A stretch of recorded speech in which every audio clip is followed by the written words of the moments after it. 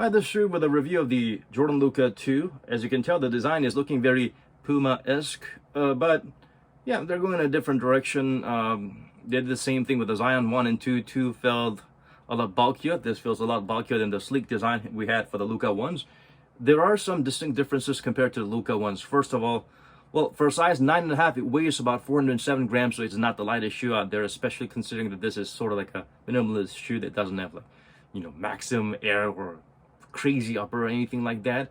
Yeah, it feels slightly heavier and bulkier than Luka 1, but it's still pretty much a lightweight shoe. If you wear it, you don't feel any ball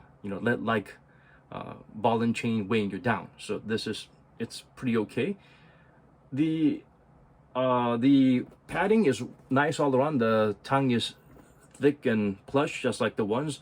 On the heel, they could have had a little bit more plushiness, I suppose, compared to the ones. There's more of a minimal spongy padding around. So the heel lockdown, the one I would say is a little bit better. This not as terrible as the LeBron 20s, but still it could be better. Not too bad, but could be better. Not as good as one, definitely better than crazy defective heel slippage shoes like LeBron 20s. For the size, it's a little weird because, as you can tell, it's got more of a square toe compared to the sharp Luka 1s. It feels like it's more forgiving around the lateral side, because Luka 1s, for some reason, there was some chafing around the pinky toe area, so I needed to go up half a size at least. But at the same time, this feels a little bit longer than Luka 1s. And the strange part is the toe box area is a bit wonky. There's a lot of dead space there. The Luka 1s wrapped around nicely, like the Kobe 5s or other shoes that really hugged your foot and gave you a nice lockdown. So that's a little weird. Another weird part is that because of these different synthetic materials around, and once you start, bending, you will see certain parts pinching. You will see certain parts pinching in and not really being as forgiving as it should. These are double layered leathery type of material. So depending on the shape of your foot and the way you move, maybe you will feel the discomfort. So when you try it on, try to bend your toes on it a little bit, see if it pinches, see if you can maybe tame it as you break them down. You make the decision yourself. But for me, this is definitely not worth paying a lot of money for if I need to kind of customize it and try to mold it to my foot and hope that it will. So that's a bit of a gamble there. I would say for those super narrow fit people, compared to Luka 1s, I think you can go down half a size. True to size goes pretty okay. If you have some wider foot or some irritations with a shoe that has a supporting plastic part that kind of pokes your toes, then you might want to go up half a size. But again, even if you go true to size, there will be some dead space. This is a huge issue for me. And also the lace loop, it's very weird because there's very little space in between. So you're kind of like scrunching your fingers around and trying to pull, and you don't know which part you're supposed to be pulling harder. And especially on the tongue area, you don't want to connect these parts because that will make lacing up your shoe even harder. Skip these parts if you must. And even if you do, you might feel a lot of discomfort because there's very little space between the loops. It's a strange design.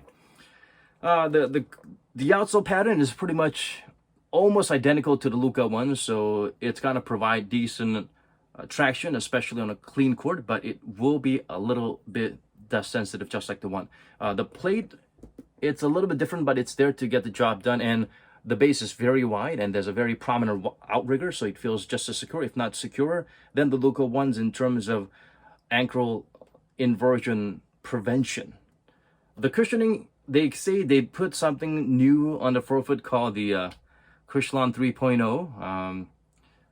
Definitely it feels slightly plusher than the Luka 1s. It feels also not as low to the ground as Luka 1s. It feels a little bit higher above, so slightly better cushioning, slightly higher off the ground. So if you like that minimal cushioning or basically no cushion, low to the ground feel of Luka 1s, you're not going to really enjoy the shoe. But if you thought you liked the Luka 1s and you wish it had a little bit more cushioning, this is definitely the change in tech that you might have waited for. So the heel, certainly plusher. The forefoot, you can actually feel some cushioning there.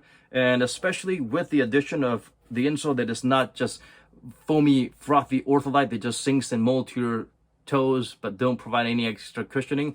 This is what they call Dream Cell. It feels pretty much like the PU midsole that Adidas used to have, except a little bit lighter and fluffier. Definitely adds to the cushioning a little bit, just a little bit, and it's better than having an ortholite insole. Definitely better than an ortholite insole.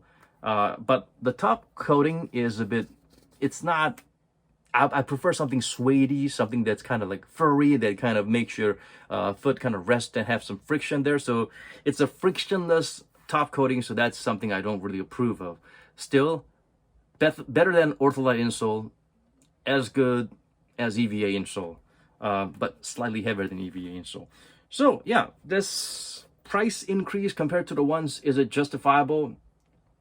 Well, it's got improved cushioning, that's for sure, but it's got a fatal flaw in this weird fit and this pinchiness, and the fit is definitely changed from Luka ones. So that's something that fans of the Luka ones definitely must try to find out if this is a good fit. The sacrifice you make in terms of being lower profile, this is higher profile, slightly better cushioning, but you know, it's not a drastic improvement.